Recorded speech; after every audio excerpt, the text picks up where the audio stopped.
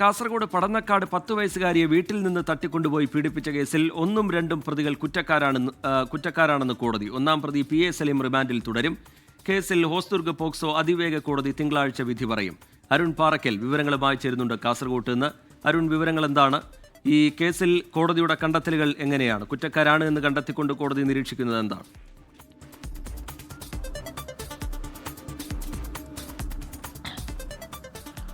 Rijith, 2024 May 15-ാം തീയതിയാണ് കാഞ്ഞങ്ങാട് പടന്നക്കാടുള്ള വീട്ടിൽ വെച്ച് ഈ 10 വയസ്സുകാരിയെ പ്രതി പുലർച്ചെ 4 മണിയോടുകൂടി തട്ടിക്കൊണ്ടുപോകുന്നത്. ആദ്യഘട്ടത്തിൽ നമുക്ക് ലഭിച്ച വിവരം, മാധ്യമപ്രവർത്തകർക്ക് എല്ലാവർക്കും ലഭിച്ച വിവരം, കുട്ടിയെ 10 വയസ്സുകാരിയെ കാണാനില്ലെന്നായിരുന്നു.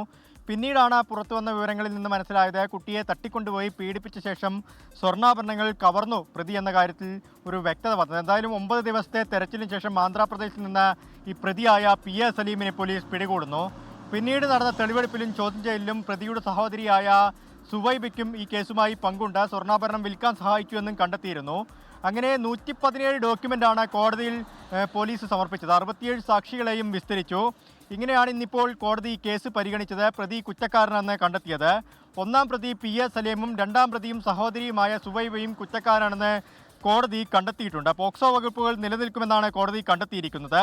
ശിക്ഷ ഇളവ് ചെയ്യാൻ പ്രതിഭാഗത്തോട് എന്തെങ്കിലും പറയാനുണ്ടോ എന്ന കാര്യം കോടതി ചോദിച്ചിരുന്നു. ആ ഘട്ടത്തിൽ 1-ാം പ്രതിയുടെ വക്കീൽ പറഞ്ഞത് പ്രതി വിവാഹിതനാണ്, പ്രതിയുടെ മാതാവ് പ്രായാധിക്യമുള്ള ആളാണ്, അതുകൊണ്ട് ശിക്ഷ ഇളവ് ചെയ്യണമെന്നായിരുന്നു. 2-ാം പ്രതി സുവൈബയോട് ചോദിച്ചപ്പോൾ സുവൈബ് പറഞ്ഞത് തനിക്ക് ഇത്തരത്തിലൊരു ഗുരുതരമായ ക്രിമിനൽ കുറ്റമാണ് എന്ന കാര്യം അറിയില്ലായിരുന്നു. ഈ സഹോദരൻ്റെ PA സലീമിൻ്റെ മകളുടെ സ്വർണ്ണാഭരണമാണ് എന്നാണ് പറഞ്ഞാണ് വിൽക്കാൻ വേണ്ടി ഏൽപ്പിച്ചത്. അതുകൊണ്ടാണ് താൻ അതിനെ കൂട്ടുനിന്നതെന്ന് സുവൈബയും പറഞ്ഞിട്ടുണ്ട്. എന്തായാലും കോടതി ഇതിൽ വിധി പറയുന്നത് തിങ്കളാഴ്ചത്തേക്ക് മാറ്റിവെച്ചിട്ടുണ്ട്. ഹോസ്ദുർഗ് അതിവേഗ പോക്സോ കോടതി ജഡ്ജി സുരേഷ് PM ആണ് ഈ കേസിൽ വിധി പറയുക. അത് തിങ്കളാഴ്ച ആയിരിക്കുമെന്ന് പറഞ്ഞിട്ടുണ്ട്. സുവൈബയുടെ വാദം കേട്ട ശേഷമാണ് കോടതി തിങ്കളാഴ്ചത്തേക്ക് മാറ്റിവെച്ചത്. 1-ാം പ്രതി കുറ്റക്കാരനെന്ന് എന്തായാലും കണ്ടെത്തിയിരിക്കുന്നു. ശക്തമായ ശിക്ഷ നൽകണമെന്ന് പ്രോസിക്യൂഷനും വാദിച്ചിട്ടുണ്ട്. തിങ്കളാഴ്ച 11 മണിയോടുകൂടി കേസിൽ വിധി വരുമെന്നാണ് മനസ്സിലാക്കാൻ സാധിക്കുന്നത്. റിജിത്ത്.